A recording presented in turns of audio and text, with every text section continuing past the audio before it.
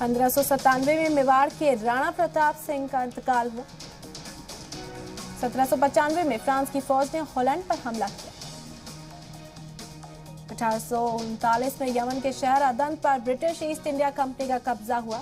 1883 में नॉर्थ सी में German steamer submarine और ब्रिटिश स्टीमर सुल्तान के बीच टक्कर हुई।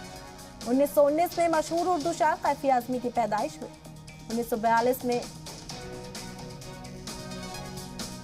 1942 में दूसरी आलमी जंग के दौरान जापान ने बर्मा यानी म्यांमार पर कब्जा किया।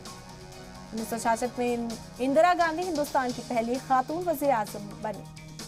1968 में कोलंबिया और सोवियत यूनियन के बीच 20 साल के बाद सिफारती ताल्लुकात बहाल हुए। 1986 में दुनिया के सबसे पहले computer virus C brain active किया गया। 2005 में सानिया मिर्जा लॉन टेनिस के ऑस्ट्रेलिया ओपन में तीसरे दौरे में पहुंचने वाली पहली हिंदी खातून बनी।